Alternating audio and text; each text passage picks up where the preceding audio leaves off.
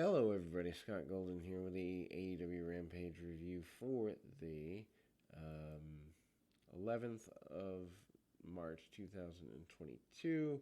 Excalibur Taz and Ricky Starks on commentary. Darby Allin with Sting defeats Mark Quinn with Isaiah Cassidy 11:52. There's no reason for this to go 12 minutes. First minute of the match is in the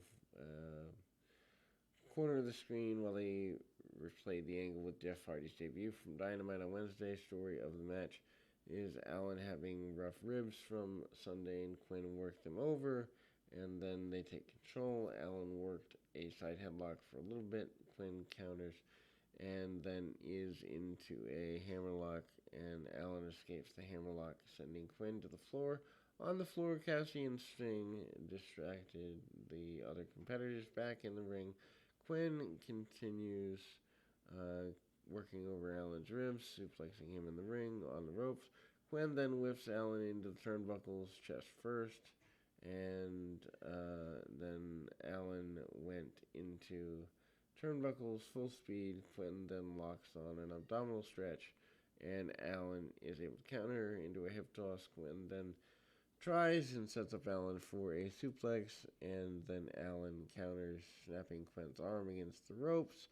Back in the split screen and double knee drop on Allen's chest. Quinn then hits a flipping DDT and started out with him in position to give Allen a hangman neckbreaker. Allen counters and delays suplex attempt from Quinn into a scorpion death drop, and we go into a double down. Allen then goes to the top rope, coffin drop, but Cassidy distracts him. Sting takes over, takes care of Cassidy, but Quinn pushes Allen off, top rope to the floor. Allen then follows up with a 450 splash to the floor, which is just useless. Anyway, and then Allen follows up. Quinn rolls back into the ring, and the ref counts, but Allen also beats the referee's count. Quinn then covers Allen for a 2 count. Quinn then goes to the top for a shooting star press, but Allen moves and snatches Quinn into a Fujiwara armbar. Quinn worked and tapped out. Started out pretty slow in the match. Post-match, there's a new AFO, and then they start their way back in the ring, but the Hardy Boys, in their early 2000s gear, come out running interference. Taz says he knows the song. Andrade's crew leaves through the crowd. In the back, Dan Lambert cuts a promo about Larry Zbyszko and Bruno Sammartino in relation to Wardlow and MJF. Sorry, that doesn't fit. Anyway, Scorpio Sky ditches the extra TNT belt, and then he promises Wardlow would be just another victim in the streak in San Antonio. Promo from the House of Black, which is rather inconsequential. Jamie Hayter with Dr. Britt Baker, DMD, and Rebel defeat Mercedes Martinez.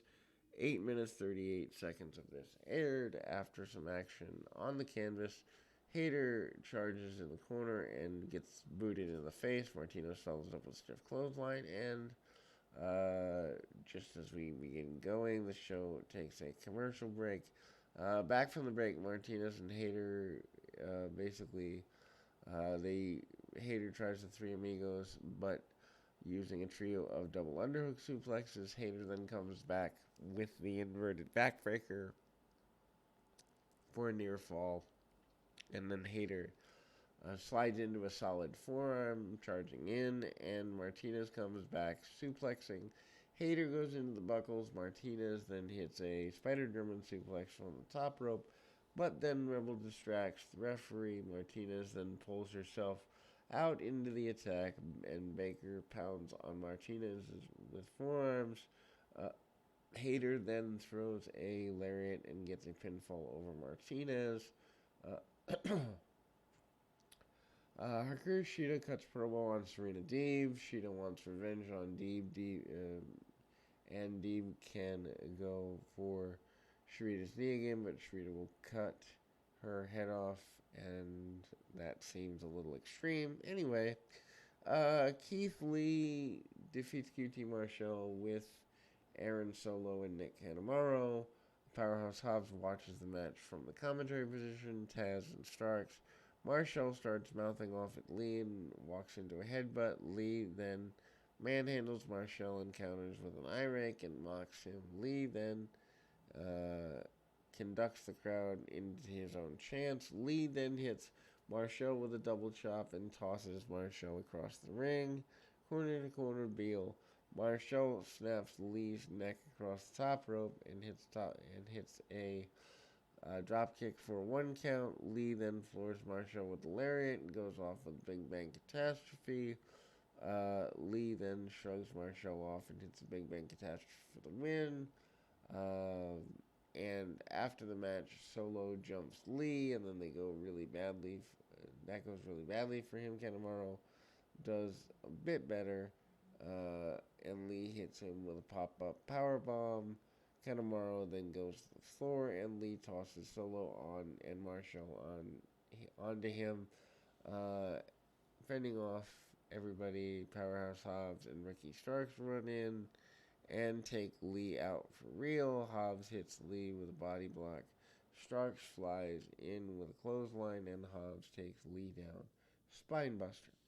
Now, main event promo time. Tony Nese requests the match with Strickland because he's been the premier athlete. Nese hasn't been defeated all year. Swerve Strickland is used to beating Nese on Friday nights, so why not do it again in Swerve's house? It's time for the main event, and then we hype the upcoming programs, or at least Dynamite. Bryan Danielson, Jon Moxley, William Regal versus Wheeler Yuta and Chuck Taylor. Why is Chuck Taylor in the ring with either of those guys? With Orange Cassidy and Danhausen.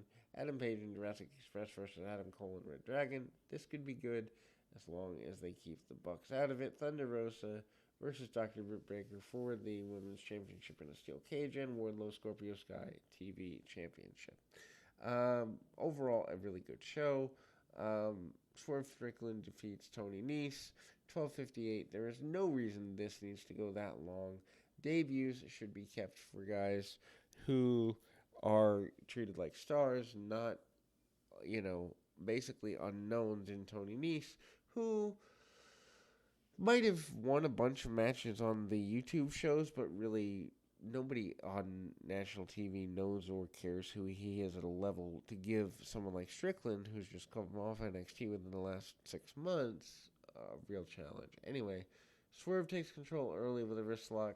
Nese escapes after dropping to the floor. Nese then gets his own wrist lock. Strickland counters using the ropes for getting out of the hold. Nese goes down. Nese tries brawling. Strickland counters with a head scissors and seated dropkick. Nese then tries low bridge. Strickland but Swerve lands on his feet. And then Nese tries to take the fight to the floor.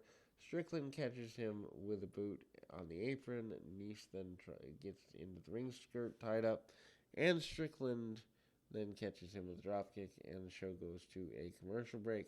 Things pick up after the break. Nese then works over Strickland with a body scissors. Strickland then punches his way out. And the match quickly turns into a slugfest for a little bit there. Swerve then goes crazy flipping move, but Nese then tries to cut him off with an elbow off the middle ropes, and Nese's head. Then Swerve follows up with a tilt-a-whirl backbreaker and transitions into a deadlift brainbuster. Strickland then goes to the top, but Nese cuts him off with an uppercut. Nese then hits a juice box, what a stupid name for a move, for near fall. Strickland then goes for a sunset flip, but Nese rolls through and catches Strickland with a kick. Nese then follows up with a 450 splash for a near fall. Nese then goes for a pump handle slam, but Strickland continues with a tombstone into tombstone position. Nese slides out and onto the apron, but Strickland takes him out with a kick and then hits a stomp onto the floor. Back in the ring, Strickland hits a stomp and then comes off with a double stomp, getting the pinfall win. Anyway, so that's the AEW Dynamite or AEW Rampage show. Not bad by any stretch, but certainly for a national television program, this is not where they need to be. We'll be back with more right after this.